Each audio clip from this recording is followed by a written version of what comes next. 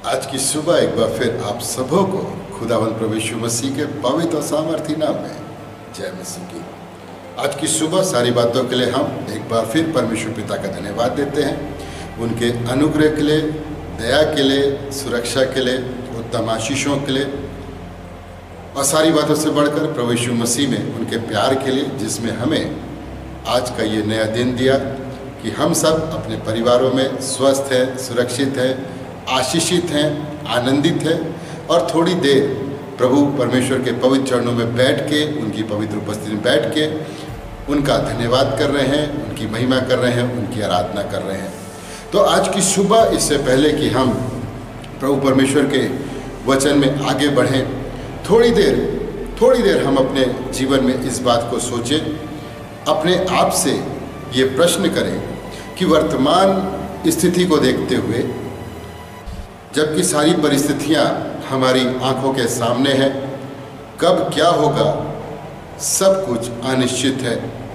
दुनिया में क्या होगा, दुनिया में क्या घटेगा, हमारे साथ क्या होगा, हमारे साथ क्या घटेगा, कुछ भी पता नहीं है। कोई भी बात किसी के कंट्रोल में नहीं है।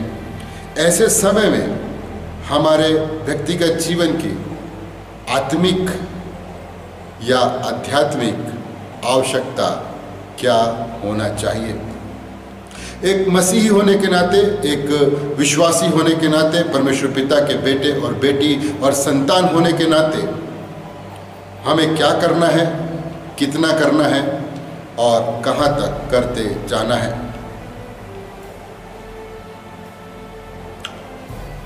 हम इस बात को सोच सकते हैं, इस बात को कह सकते हैं कि इन समय में हमें ज़्यादा से ज़्यादा प्रार्थना में रहना है, प्रभु के साथ संगति करना है, उसके समीपी में रहना है, वचन को पढ़ना है, सुनना है, समझना है, उसके अनुसार अपने जीवन की तैयारियों में लगे रहना है, लोगों की सहायता करना है, जिनको आवश्यकता है सहायता की, उनकी सहायता करना है। ये सारी बातें अपनी जगह बिल्कुल ठीक है, बिल्कुल सही है। ये जो हमारी सोच है, ये जो हमारा उत्तर है, इन बातों के प्रति हम अपने जीवन में कितने गंभीर हैं। तो जैसा कि हम सोच रहे हैं कि हमें इन समय में ज़्यादा से ज़्यादा अपने आप को प्रार्थना में रखना है, प्रभु के वचन को पढ़ने में, सुनने में, समझने में, उसके प्रति आज्ञाकारिता में रहना है, प्रभु के साथ संगति करना है, उसके साथ समीपी करना है, लोगों की सहायता करना है और अपनी ज़िंदगी को तैयार करना है। और ये सब हम कर भी रहे हैं, इसमें कोई शक की बात नहीं है। पर क्या ये सब कुछ परमेश्वर पिता के वचन के अनुसार है? हम जो कुछ भी कर रहे हैं, जिन भी बातों में अपने समय को गुजार रहे हैं, क्या ये परमेश्वर पिता की मर्जी के अनुसार है? अगर ये प्रभु की मर्जी के अनुसार है, प्रभु की इच्छा के अनुसार है, तो ये बात हमारे जीवन के लिए सबसे अच्छी बात है। और यदि नहीं, हमारे जीवन में कन्फ्यूज़न है, हम अपने जीवन में सही उत्तर पर नहीं आ पा रहे, तो भी चिंता की कोई बात नहीं है। प्रभु परमेश्वर का अनुग्रह हमारी जिंदगियों पर हुआ है, उसने हमें समय दिया है, उसने हमें जीवन दिया है, अपनी दया हमारी जिंदगियों के ऊपर बना के रखा है और अवसर दिया है कि हम अपने जीवन को उसके वचन के अनुसार, उसकी सामर्थ्य से, उसकी अगुवाई से, उसकी इच्छा के अनुसार तैयार कर सके। तो आज की सुबह प्रभु परमेश्वर ने हमारे आत्मिक जीवन के लिए जो वचन अपने पवित्र बाइबल में से दिया है, वो पाया जाता है पहला इतिहास की पुस्तक, उसका 16वां अध्याय और उसका 11वां वचन। पहला इतिहास 16वां अध्याय और उसका 11वां वचन। प्रभु परमेश्वर का वचन इस प्रकार से कहता है, आज की सुबह हमारे आत्मिक जीवन की शिक्षा के लिए, यहोवा और उसकी सामर्थ की खोज करो, उसके दर्शन के लिए लगातार खोज करो। यहोवा और उसकी सामर्थ की खोज करो, उसके दर्शन के लिए लगातार खोज करो। परमेश्वर पिता अपने वचन के पढ़े जाने, सुने जाने पर हम सबों को बहुतायत की आशीष देवे। आइए हम सब मिल करके प्रार्थना करेंगे। हमसे आसमानी मोहब्बत करने वाले हमारे जीवित पिता परमेश्वर, आज की सुबह हम आपके बेटे और हमारे उद्धारकर्ता यीशु मसीह के पवित्र सामर्थी नाम को लेके आपके पवित्र चरणों के पास आते हैं, जीवन के लिए, जीवन की सारी उत्तम आशीषों के लिए आपका धन्यवाद करते हैं। आज के इस समय के लिए, विशेष अवसर के लिए आपका धन्यवाद करते हैं कि आपका अनुग्रह हमारे जीवन पर बना रहा, जिसके द्वारा हम सब भले चंगे हैं, स्वस्थ हैं, सुरक्षित हैं और थोड़ी देर आपके पवित्र चरणों में बैठ के आपके वचन को सुनना चाहते हैं। हमारी प्रार्थना पिता, पवित्र आत्मा की अगुवाई हम में से हर एक के जीवन में प्रदान कीजिए और हमारे जीवन पर अनुग्रह कीजिए। हमें आपकी आवाज़ को सुनने वाला कान दीजिए, आपके वचन को ग्रहण करने वाला हृदय दीजिए और उसके अनुसार जीवन में चलने वाला समय दीजिए। सभी बातों के लिए आपको धन्यवाद देते हुए प्रार्थना को यीशु मसीह के नाम से मांगते हैं, आमीन।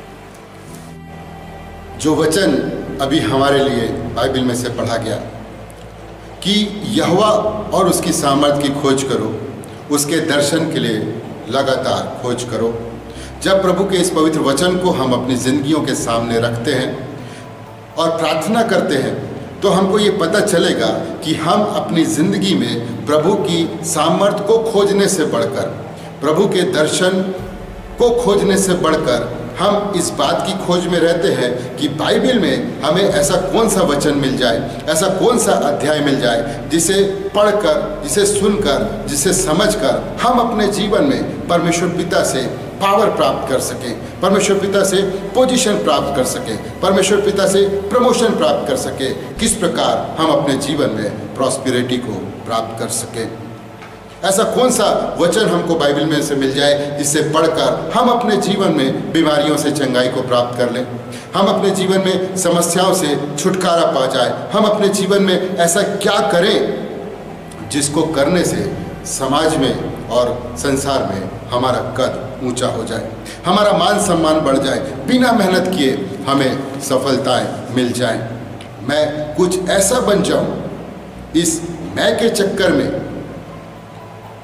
हमने उसकी दया को, जिसके अनुग्रह से, जिसकी आशीषों से, जिसकी भलाई से आज हम यहाँ तक पहुँचे हैं, आज हम जिस काबिल बने हैं, उसको अपने जीवन में खो दिया, उसे हम भूल गए हैं। हमें चाहिए, आज समय हमारी ज़िंदगी में प्रभु ने हमें दिया है कि इन सारी बातों को जो हमारी ज़िंदगी में है, जिसकी खोज में हम लगे हैं, उसको एक तरफ करके हम परमेश्वर के दर्शन के और उसकी सामर्थ के खोजी बन जाएं।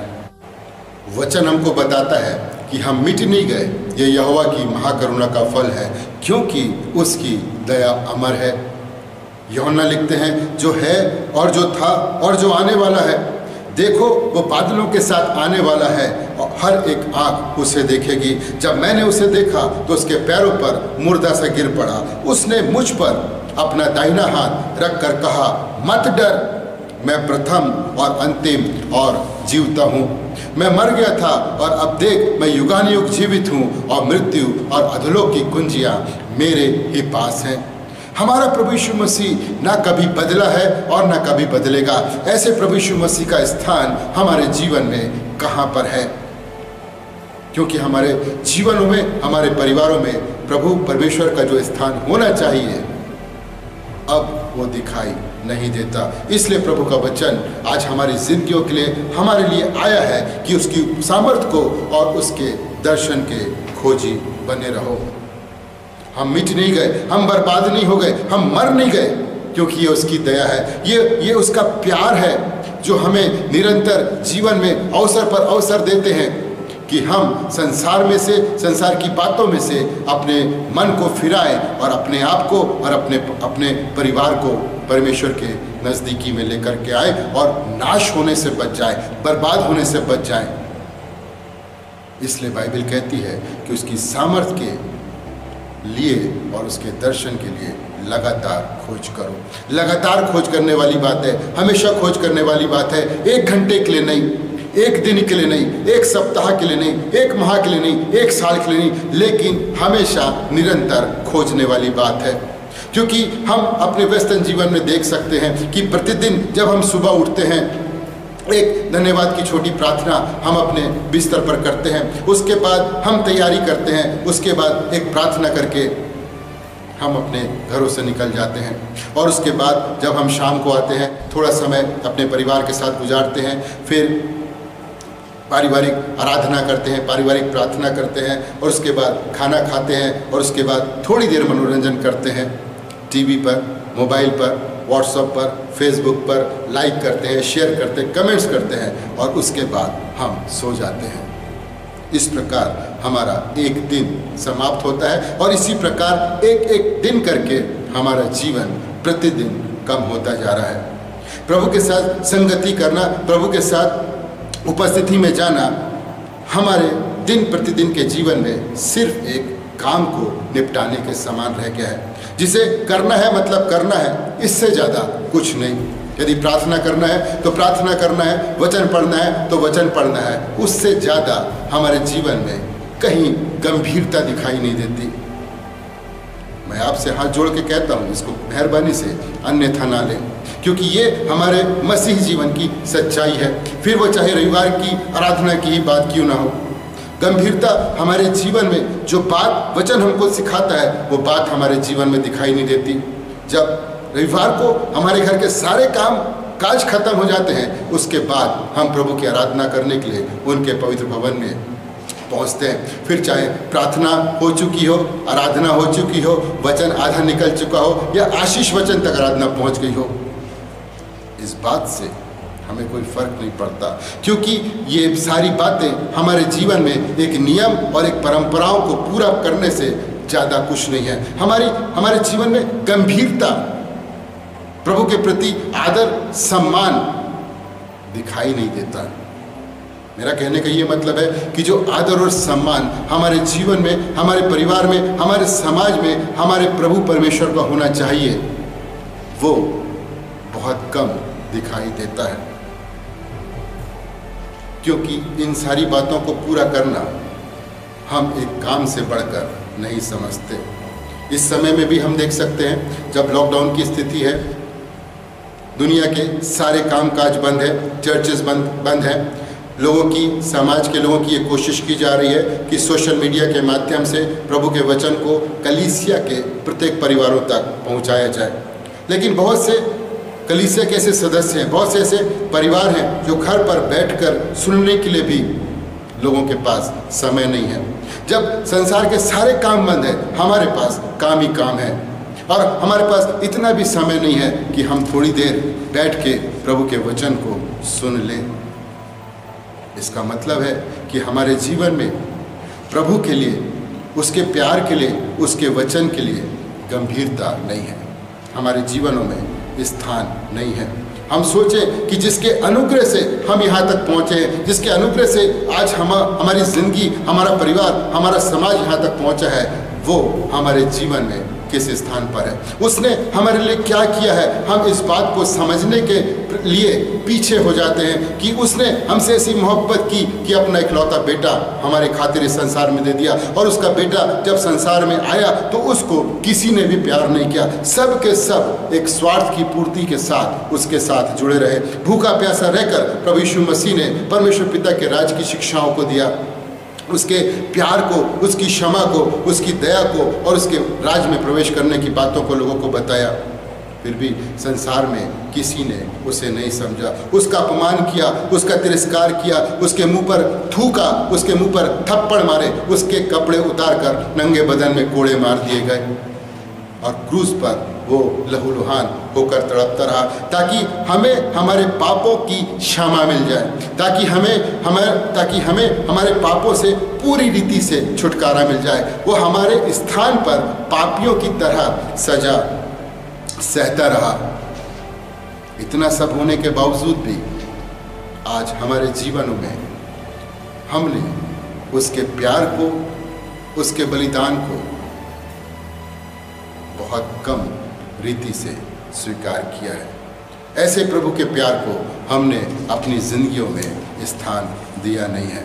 बाइबल कहती है, जहाँ 2 या 3 एक साथ बैठते हैं, मेरे नाम से इकट्ठे होते हैं, मैं वहाँ पर मौजूद होता हूँ। लेकिन आज प्रभु की उपस्थिति में हम अपने परिवारों के साथ बैठ नहीं पा रहे, जुड़ नहीं पा रहे। आराधना और प्रार्थना करने में बहुत सारे परिवार पीछे हो रहे हैं। इसलिए इसलिए आज ये वचन हमारे पास प्रभु की ओर से पहुंचा है कि हम अपने व्यक्तिगत जीवन में, हम अपने पारिवारिक जीवन में उसको खोजने वाले बन जाएं। जैसा कि वचन आज हमको बताता है, सिखाता है कि यहोवा और उसकी सामर्थ की खोज करो, उसके दर्शन के लिए लगातार खोजो। यहोवा को खोजना, उसके दर्शन को खोजना किस प्रकार से होता है? यिर्मयाह नबी की पुस्तक उसका 32वां अध्याय, यिर्मयाह नबी की पुस्तक उसका 32वां अध्याय और उसका 16वां और 17वां वचन इस प्रकार से कहता है, जब मैंने मोल लेने की वह दस्तावेज नेरिय्याह के पुत्र बारूक के हाथ में दी, तब मैंने यहोवा से यह प्रार्थना की, हे प्रभु यहोवा, तूने बड़ी सामर्थ और बढ़ाई हुई भुजा से आकाश और पृथ्वी को बनाया है, तेरे लिए कोई काम कठिन नहीं। हमें प्रभु को इसलिए खोजना है, इसीलिए उसके दर्शन को खोजना है कि जिसने अपने वचन मात्र से इस सारी खूबसूरत सृष्टि को बनाया, तो जब वो जिसने उसे अपने हाथों से बनाया है, अपने समानता और स्वरूप में बनाया है, जब मनुष्य उसको खोजेगा तो परमेश्वर पिता उसके लिए क्या कुछ नहीं करेगा। ये बात हमको समझना है कि हमें परमेश्वर को, उसके दर्शन को, उसकी सामर्थ को क्यों खोजना है, क्योंकि 18वें और 19वें वचन में इस प्रकार से लिखा है, तू हजारों पर करुणा करता रहता, परंतु पूर्वजों के अधर्म का बदला उनके बाद उनके वंश के लोगों को भी देता है।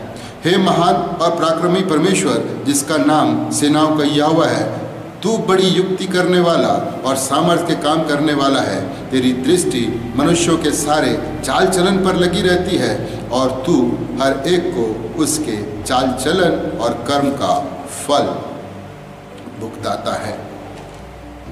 हमें इसलिए परमेश्वर की सामर्थ्य को और उसके दर्शन को खोजना है कि वो अपनी सामर्थ्य से संसार के हर एक मनुष्य को, हमको देखता है कि उसकी आशीष के रूप में, उसकी दया के रूप में जो जिंदगी हमें मिली है, जिंदगी में जो समय हमें मिला है, उसका हम किस प्रकार और कहाँ पर उपयोग करते हैं, किस प्रकार हम अपने जीवन में उन समयों का उपयोग करते हैं। और वचन हमको कहता है कि वो मनुष्य को उसके कामों के अनुसार फल देगा। दूसरा इतिहास की पुस्तक उसका 16वां अध्याय और 9वें वचन में लिखा हुआ है, देख यहोवा की दृष्टि सारी पृथ्वी पर इसलिए फिरती रहती है कि जिनका मन उसकी ओर निष्कपट रहता है, उनकी सहायता में वो अपनी सामर्थ्य दिखाए। इसलिए हमारे जीवन में समय दिया गया है कि हम सब उसको ईमानदारी से खोजने वाले बन जाए। इसलिए नहीं कि हमें प्रभु से कुछ मिलेगा, इसलिए कि प्रभु की उपस्थिति में पाए जाए और वो जो हमें बनाना चाहता है, उसकी जो इच्छा हमारे जीवन के प्रति है, वो पूरी हो सके और हम वो बन सके जो प्रभु परमेश्वर हमको बनाना चाहते हैं।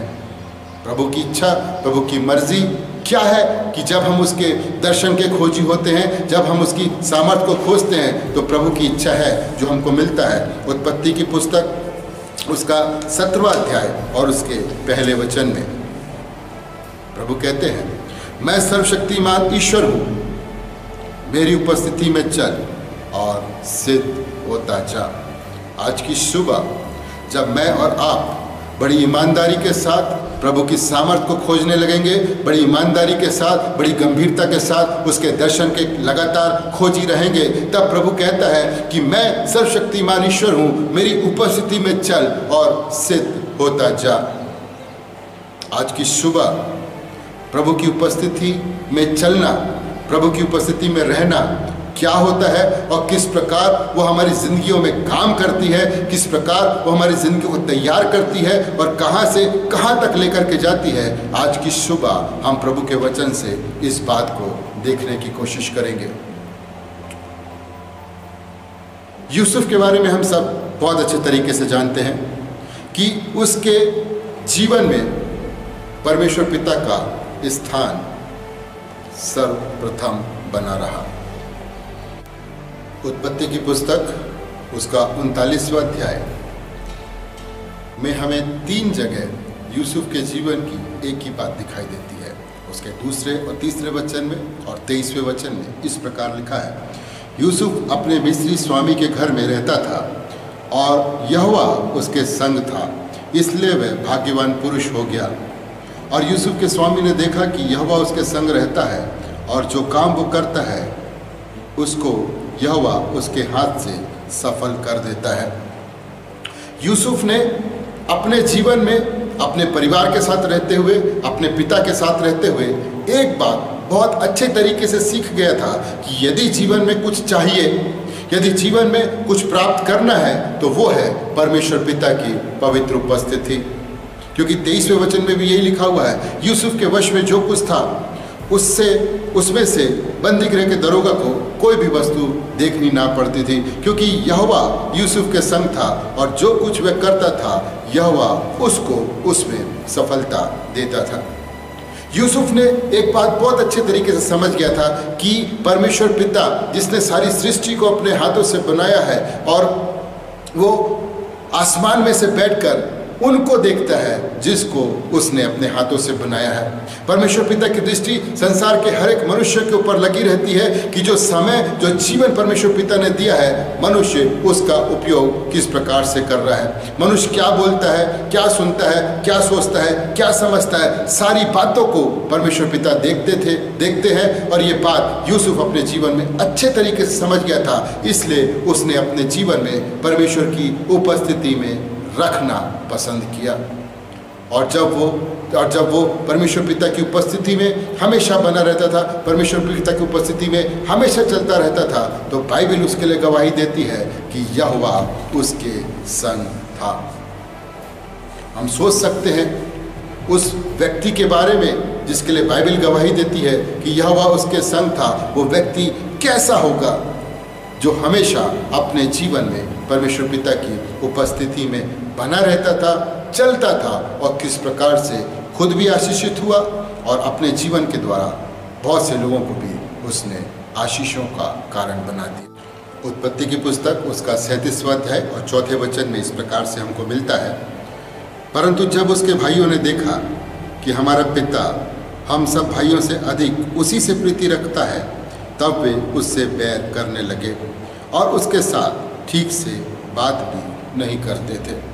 यूसुफ के भाई अपने जीवन में इस बात की गहराई को, इस बात की सच्चाई को कभी समझ नहीं सके कि उनका पिता उनसे बढ़कर यूसुफ से क्यों प्यार करता है।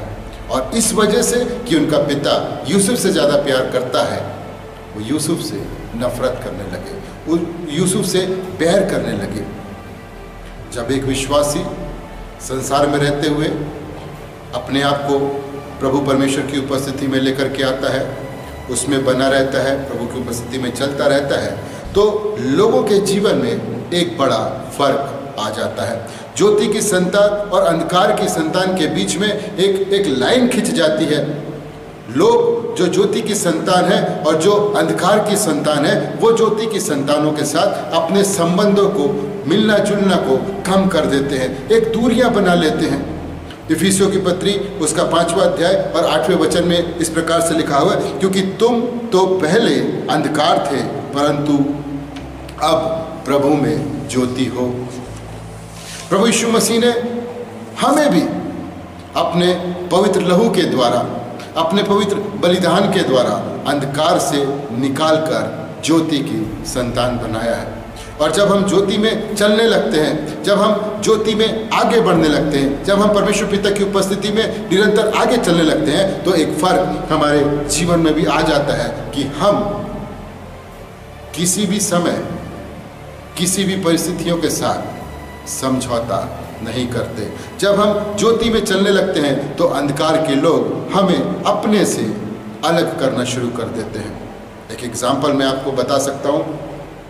जब किसी के घर में शादी, पार्टी या किसी भी प्रकार का कार्यक्रम होता है, दुआ प्रार्थना होती है, तब तक लोग हमारे साथ रहते हैं। जैसे ही दुआ प्रार्थना हो गई, लोग हमसे कहते हैं ठीक है अब आप खाना खाइए और जाइए, क्योंकि अब हमें अपने जीवन को, अपनी पार्टी को अपने हिसाब से एंजॉय करना है और वो उसके बाद हमको अपने साथ रखना पसंद नहीं करते। वो अपनी इच्छा के अनुसार अपनी पार्टी को सेलिब्रेट करना चाहते हैं और लोग इस बात को भूल जाते हैं कि उनके इन सब कामों के बदले खुदावंद प्रभु यीशु मसीह ने कलवरी के क्रूस पर दुख उठाया है और अपने आप को बलिदान किया है। वो इस बात को कभी नहीं सोचते कि जब हमारे हाथ में पैग है, जब हम डीजे की धुन में नाच रहे हैं, अपने घर में अपने स्थानों पर पार्टी को सेलिब्रेट कर रहे हैं, अगर उसी समय खुदावंद प्रभु यीशु मसीह के आने का समय हो जाए तब क्या होगा। वो कभी नहीं सोचते कि ऐसे समय में यदि प्रभु यीशु मसीह आ जाते हैं तो ज्योति की संतान उसके साथ बादलों पर उठा ली जाएगी और हम हाथ में बैग पकड़ के यही नाचते रहेंगे। वो अपने जीवन में प्रभु यीशु मसीह के प्यार को, प्रभु यीशु मसीह के बलिदान को अपने जीवन में स्थान नहीं देते।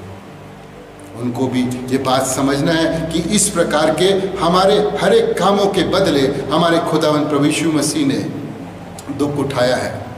हमारे इन सब गलत कामों की वजह से ही उसे दुख उठाना पड़ा।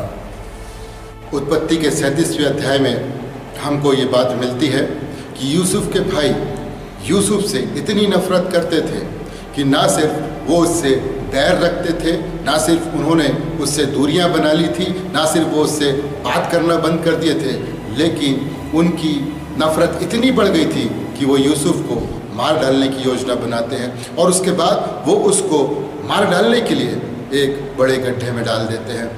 और उसके बाद हम देखते हैं 37वें अध्याय की 27वें और 28वें वचन में इस प्रकार से लिखा हुआ है, आओ हम उसे इश्माएलियों के हाथ बेच डालें और अपना हाथ उस पर ना उठाएं, क्योंकि वो हमारा भाई और हमारी ही हड्डी और मांस है। और उसके भाइयों ने उसकी बात मान ली। तब मिद्यानी व्यापारी उधर से होकर उनके पास पहुँचे।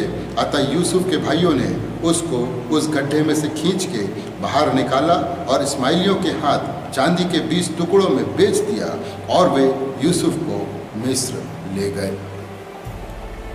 हम यूसुफ के जीवन की इस विषम परिस्थिति में देख सकते हैं कि यूसुफ ने अपने जीवन में होने वाली बातों के प्रति कभी भी विरोध नहीं किया, कभी भी उसने विद्रोह नहीं किया, कभी भी वो किसी के सामने झुका नहीं, किसी के सामने गिड़गिड़ाया नहीं, किसी के सामने उसने निवेदन नहीं किया कि मुझ पर इस प्रकार का अत्याचार मत करो।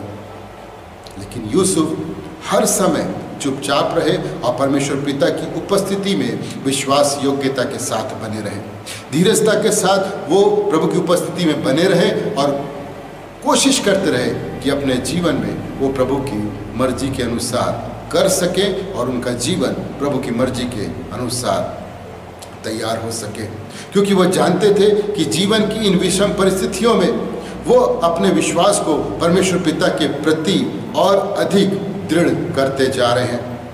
वो जानते थे, यूसुफ जानते थे कि जब मेरे भाई मुझे धोखा दे रहे हैं, जब मेरे भाई मुझसे नफरत कर रहे हैं, मुझे मार डालने की कोशिश कर रहे हैं, योजना बना रहे हैं और उसके बाद उसे इस्माइलियों के हाथ में बेच देते हैं, यूसुफ का विश्वास परमेश्वर पिता की उपस्थिति में परमेश्वर पिता के प्रति और अधिक मजबूत बढ़ता चला गया। जब एक विश्वासी अपने विश्वास से बढ़कर परमेश्वर की उपस्थिति में आ जाता है, परमेश्वर की उपस्थिति में जीवन जीना प्रारंभ कर देता है, तो वो संसार की बातों को नज़रअंदाज कर देता है और परमेश्वर की उपस्थिति में अपने आत्मिक जीवन में, अपने विश्वासी जीवन में मजबूती के साथ आगे बढ़ता जाता है। एक बात और, 39वां अध्याय उत्पत्ति की पुस्तक उसका 39वां अध्याय और उसके 5वें वचन में इस प्रकार से लिखा हुआ है, जब से उसने उसको अपने घर का और अपनी सारी संपत्ति का अधिकारी बनाया, तब से यहोवा यूसुफ के कारण उस मिस्री के घर पर आशीष देने लगा और क्या घर में क्या मैदान में उसका जो कुछ था सब पर यहोवा की आशीष होने लगी। और फिर हम यूसुफ के जीवन की एक बड़ी आशीष के कारण को देखते हैं कि जिसने उसको गुलाम बना के अपने घर में लेकर के आया था। जब यूसुफ उसके घर में गुलामी की अवस्था में था, लेकिन परमेश्वर पिता उसके साथ था, और जिसने उसको लेकर के आया था उस घर में वो आशीष का कारण बन जाता है। उसके कारण परमेश्वर उसकी खेती को बढ़ाता है, उसके व्यापार को बढ़ाता है, उसको आशीषों पर आशीषें देता है। और यहाँ पर यूसुफ का जो स्वभाव है वो हमें ये दिखाई देता है कि उसके जीवन में ये बात कभी नहीं आई कि परमेश्वर पिता मेरे कारण मेरे मालिक को, मेरे स्वामी को आशीषें दे रहा है। उसके मन में ये बात कभी नहीं आई कि मेरे कारण मेरा स्वामी और अधिक धनवान होते जा रहा है। उसके मन में ये बात कभी नहीं आई कि वो उसको छोड़ करके चला जाएगा। उस समय में भी जब यूसुफ खुद गुलामी की अवस्था में था और उसके कारण परमेश्वर उसके स्वामी को उन्नति दे रहा था, आगे बढ़ा रहा था, उसके मन में उसके स्वामी के प्रति किसी भी प्रकार की जलन नहीं आई, किसी भी प्रकार का बैर और कड़वाहट नहीं आई। उसने सोचा मैं गुलाम हूँ, गुलाम ही रहूँगा, और जो परमेश्वर की योजना है, जो परमेश्वर का मकसद है, जो परमेश्वर मुझे इस परिस्थिति में सिखाकर बनाना चाहता है, उसके लिए मैं परमेश्वर की उपस्थिति में हमेशा बना रहूँगा। जब एक विश्वासी परमेश्वर की उपस्थिति में चलने लगता है, तब उसके मन में किसी के लिए भी किसी भी प्रकार के गलत विचार नहीं आते, किसी भी प्रकार की कोई कड़वाहट नहीं आती, पर सब के लिए उसका मन साफ रहता है। और उसके बाद हम देखते हैं, कहानी को और हम छोटा कर देते हैं कि अब उसके जीवन में प्रभु की ओर से वो समय आया कि वो बंदी गृह से निकाला जाए, क्योंकि अब एक बड़ा कार्य उसे मिस्र में करना था। एक बहुत बड़ी महत्वपूर्ण जिम्मेदारी उसे मिस्र में निभानी थी, जो हमको मिलता है उत्पत्ति की पुस्तक उसका 41वां अध्याय और उसका 14वां और 15वां वचन। उत्पत्ति की पुस्तक 41 उसका 14वां और 15वां वचन इस प्रकार से लिखा हुआ है। तब फिरौन ने यूसुफ को बुलवा भेजा और वह झटपट बंदी गृह से बाहर निकाला गया और बाल बनवाकर और वस्त्र बदलकर फिरौन के सामने आया। फिरौन ने यूसुफ से कहा, मैंने एक स्वप्न देखा है और उसके फल का बताने वाला कोई भी नहीं, और मैंने तेरे विषय में सुना है कि तू स्वप्न सुनते ही उसका फल बता देता है। एक समय आया उसके जीवन में, परमेश्वर पिता की योजना के मुताबिक वो बंदी गृह से बाहर निकाला गया, फिरौन के स्वप्न को बताता है, और उसके बाद फिरौन उससे प्रसन्न होता है और उसको बंदी गृह से निकाल करके मिस्र के ऊपर अधिकारी बना देता है। उसके बाद हमको इसी अध्याय के 37वें वचन से आगे हमको मिलता है, यह बात फिरौन और उसके सारे कर्मचारियों को अच्छी लगी, इसलिए फिरौन ने अपने कर्मचारियों से कहा, क्या हमको ऐसा पुरुष जैसा ये है जिसमें परमेश्वर का आत्मा रहता है मिल सकता है? तब फिरौन ने यूसुफ से कहा, परमेश्वर ने जो तुझे इतना ज्ञान दिया है कि तेरे तुल्य कोई समझदार और बुद्धिमान नहीं। जो व्यक्ति परमेश्वर की उपस्थिति में रहता है और जिसके संग परमेश्वर स्वयं रहते हैं, वो ना सिर्फ स्वयं एक आशीषित जीवन जीते हैं, पर दूसरों के लिए भी आशीष का कारण बनते हैं। पर इससे बढ़कर बात, जो व्यक्ति परमेश्वर पिता की उपस्थिति में रहता है, उसके जीवन में जो सबसे बड़ी और महत्वपूर्ण बात सामने आती है, वो ये कि उसके जीवन से परमेश्वर पिता के नाम की महिमा होती है। उसके जीवन से, उसके कामों से, उसके व्यवहार से, उसके स्वभाव से परमेश्वर पिता के नाम की गवाही होती है। एक अन्य जाति राजा यूसुफ के जीवन में परमेश्वर पिता की उपस्थिति को देख रहा है और अपने लोगों के बीच में वो इस बात की गवाही देता है। हम अपने जीवन में सोच के देखें, इतने सालों का मसीह जीवन हम जी रहे हैं, इतने सालों का कलीसियाई जीवन हम जी रहे हैं, क्या कभी किसी ने हमारे जीवन में प्रभु यीशु मसीह को देखा है? क्या कभी किसी ने ये देख करके ये बात कही है कि हमने इनके जीवन में इनके परमेश्वर को देखा है? इसलिए आज का वचन हमारे लिए पहुंचा है कि परमेश्वर की सामर्थ को खोजो, परमेश्वर के दर्शन के लगातार खोजी बने रहो। क्योंकि जब हम बड़ी ईमानदारी के साथ परमेश्वर की सामर्थ को और उसके दर्शन को खोजने में लग जाएंगे, हमारा जीवन परमेश्वर की उपस्थिति में आ जाएगा।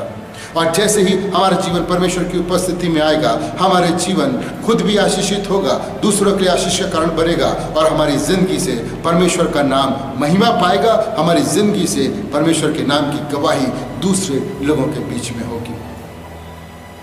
और उसके बाद हम देखते हैं कि चारों तरफ अकाल पड़ता है, कहीं भी अनाज नहीं रहता, लोग अकाल के कारण परेशान होने लगते हैं। लेकिन जो व्यक्ति परमेश्वर पिता की उपस्थिति में रहता है, देखिए उत्पत्ति की पुस्तक उसका 42वां अध्याय और पहले वचन में एक बहुत महत्वपूर्ण बात हमको मिलती है कि एक व्यक्ति जो परमेश्वर की उपस्थिति में रहता हो, उसके कारण उस देश में अकाल के समय में भी अन्न की, भोजन वस्तु की कमी नहीं रहती। यहाँ पर लिखा हुआ है, जब याकूब ने सुना कि मिस्र में अन्न है, जब सारी दुनिया में अकाल पड़ा था, मिस्र में अनाज था, क्योंकि मिस्र में यूसुफ था और यूसुफ के संग जीवित परमेश्वर पिता थे। ये सारी बातें परमेश्वर पिता की उपस्थिति की आशीषें हैं।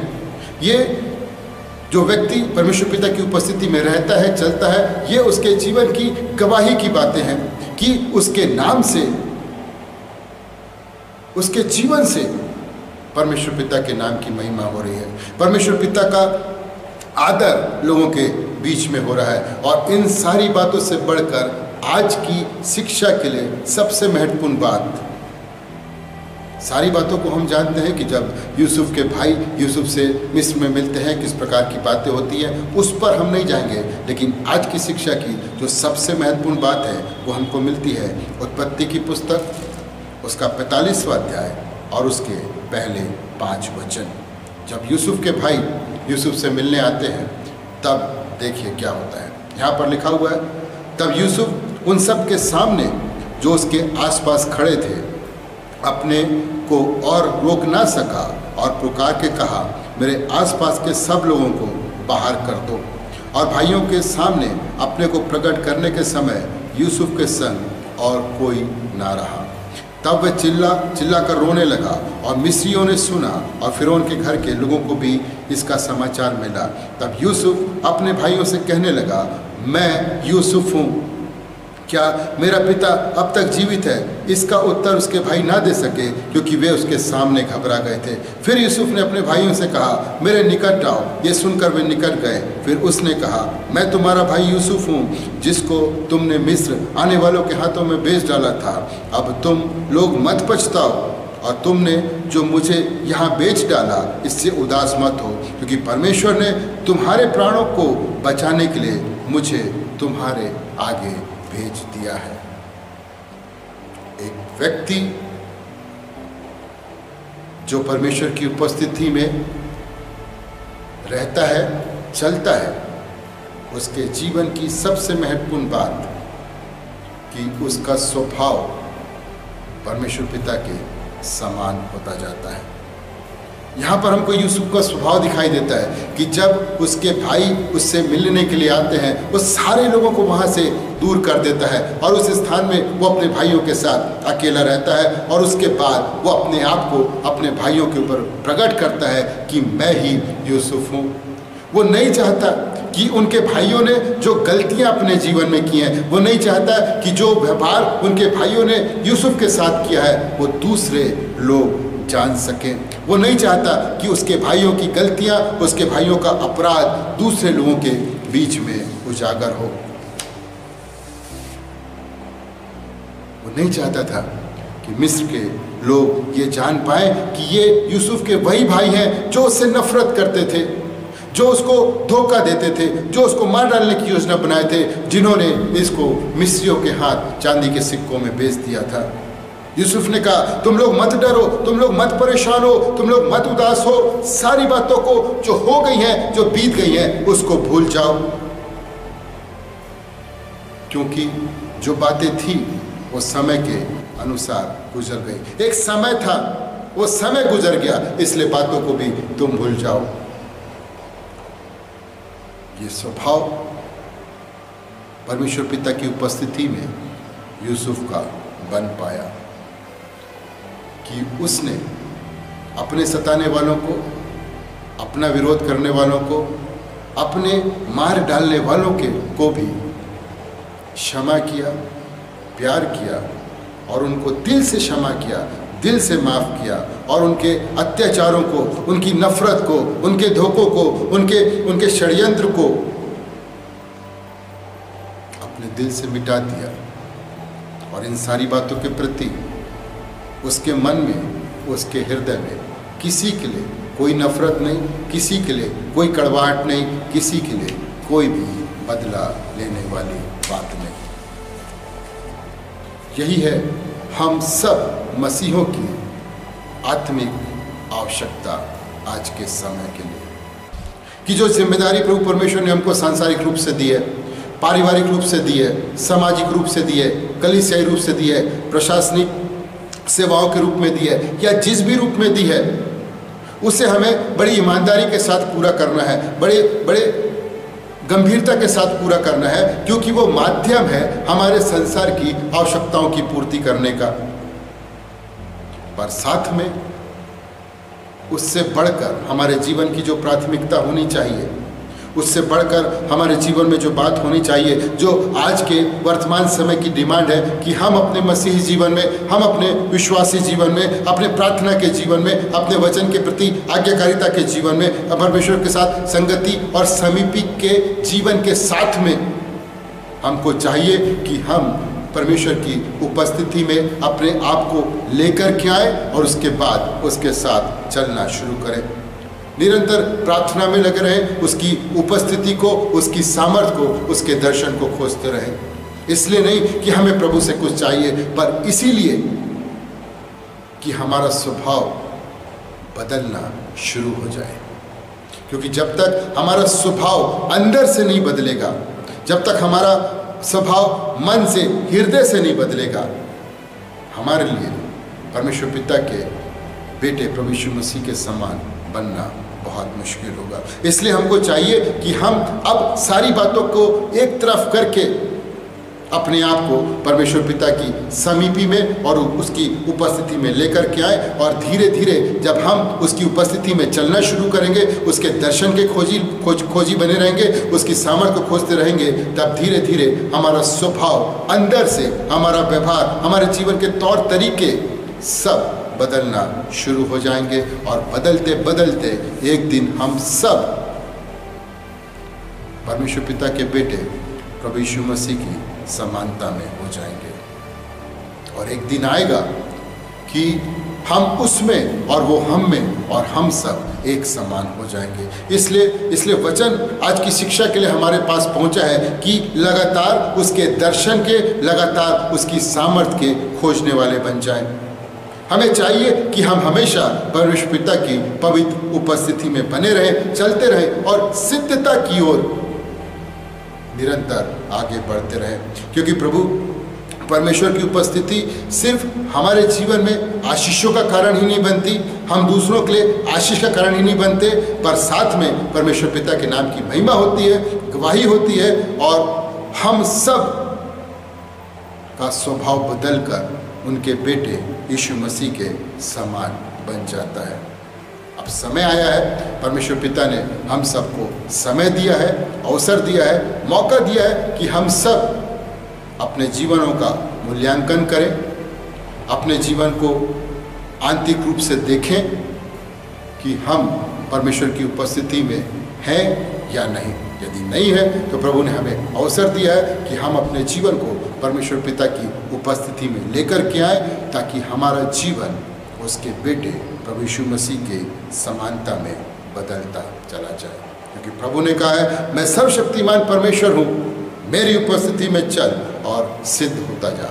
यदि हम परमेश्वर पिता की उपस्थिति में आते हैं, तभी हम उसकी उपस्थिति में चलते चलते सिद्धता की ओर पहुँचेंगे। और इस संसार से जाने से पहले, इस संसार में हमारे विदा होने से पहले हमें प्रभु यीशु मसीह के स्वभाव को अपने जीवन में बना लेना है। परमेश्वर पिता इन छोटे वचनों के द्वारा हम सबको बहुतायत की आशीष देवे। आइए हम सब मिलकर प्रार्थना करेंगे।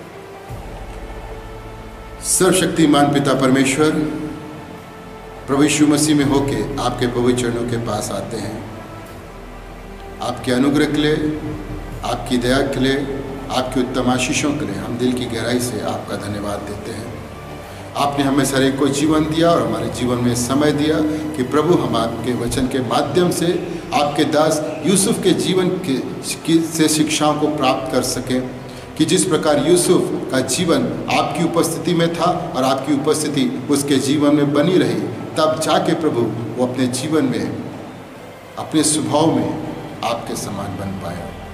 हमारी प्रार्थना पिता परमेश्वर, उसी प्रकार हम भी अपने जीवन को आपकी पवित्र उपस्थिति में ला सके, ताकि हमारा जीवन, हमारा स्वभाव, हमारा व्यवहार, हमारा बातचीत, हमारा निर्णय सब कुछ बदल सके और हम सिद्धता की ओर आगे बढ़ सके।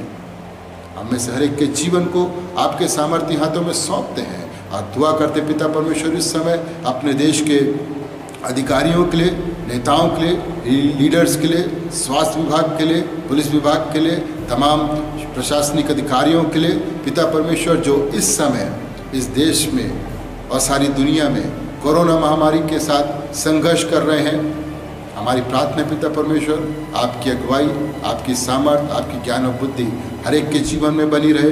हर एक को आपकी ओर से सुरक्षा मिल सके, हर एक को आपकी ओर से आशीषें मिल सके, ताकि पिता परमेश्वर देश के सारे लोग मिल करके देश और दुनिया को कोरोना मुक्त बना सके।